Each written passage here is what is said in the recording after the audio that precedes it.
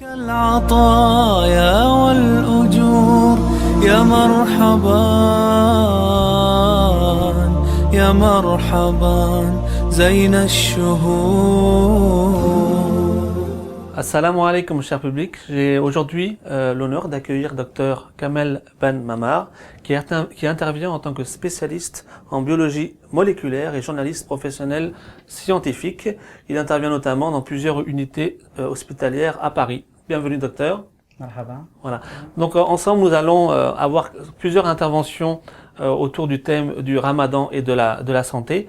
Alors pour aujourd'hui, docteur, lorsque Nabi sallallahu alayhi wa sallam parle de la santé en disant jeûner, ou justement vous acquérez la santé. نعم يقول الرسول صلى الله عليه وسلم صوموا تصحوا.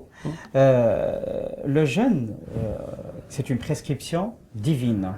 Donc, qui dit prescription dira automatiquement quelque chose qui a été en fait dans l'ordre, dans un ordre typiquement médical. Allah Azza wa Jal, à lui en fait revient la gloire subhanahu wa ta'ala. Il a en fait préconisé pour nous le jeûne, c'est pour des bienfaits, parce que lui il était en fait à la base de la création de ce corps, donc il le connaît sous toutes ses formes de faiblesse et ses formes fortes, ses formes d'incapacité, qui sont en fait des maladies, et ces formes justement d'activité. Donc le besoin de ce corps, il n'est autre que en rapport avec le jeûne. Très bien, c'est très clair.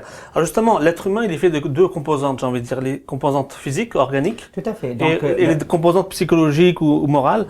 Alors peut-être sur la première dimension, quel est justement l'intérêt de jeûner? Enfin, quel est l'apport du jeûne, pardon? Justement, alors notre corps humain, moi je le dirais toujours, il est dédoublé. On a la partie justement qu'on avait évoquée, organique, et la partie psychologique, psychosomatique et morale. Alors sur la partie organique, le jeûne, il intervient, je vais être très bref, sur l'élimination des toxines. Durant toute l'année, on cumule des toxines. Des toxines sont, on va dire, des éléments qui parasitent notre corps et qui lui donnent des surcharges qu'il ne supporte pas et qu'il a du mal à éliminer.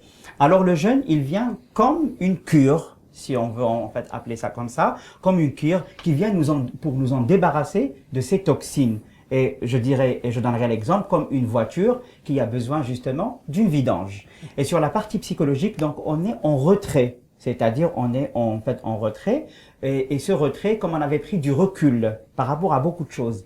Notre concentration sur l'aspect psychologique et moral n'est autre que quand est-ce qu'on va manger. Alors que dans la vie de tous les jours, on est parasité par beaucoup de phénomènes de la vie, notamment le stress. Donc le jeûne, il nous recentre un peu.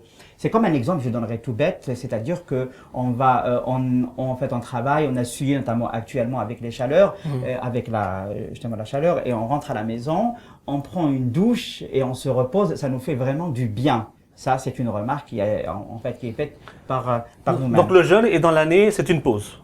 Le jeûne, dans l'année, c'est une pause et un recueillement aussi. D'accord. Et justement, le fait que ce soit 30 jours consécutifs, ça intervient dans une plus grande efficacité, justement, de l'élimination physiologique de ces toxines, si je puis. Alors la continuité dans le temps, elle est en rapport avec la continuité dans la bonne alimentation. D'accord. Il faut faire très très attention. C'est vrai qu'on a 30 jours selon un fuseau et un créneau horaire bien défini, mais on n'oublie pas, avec ça, il faut adapter justement une très bonne alimentation. Et si Allah Azza wa Jalla l'a prodigué, moi je ne peux dire que oui, parce que on va pas à l'encontre de la volonté de Allah subhanahu wa ta'ala. Comme je l'avais dit, c'est lui qui a créé ce corps et il le connaît très bien, mieux que quiconque. Le jeûne est aussi prescrit dans les hôpitaux à l'endroit de patients atteints de certains cancers. Vous confirmez?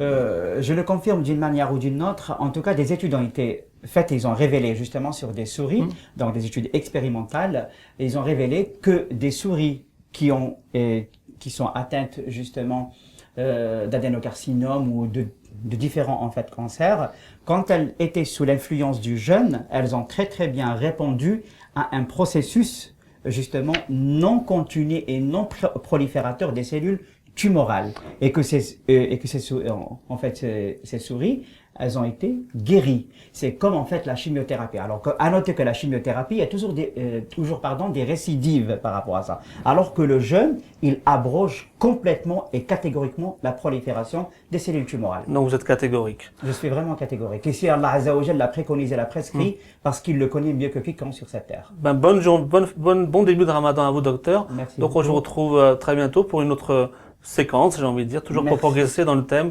jeûne et santé. Merci beaucoup. Barakallahu fik. Merci public à vous, à très bientôt, Inch'Allah. Wassalamu alaikum wa rahmatullah.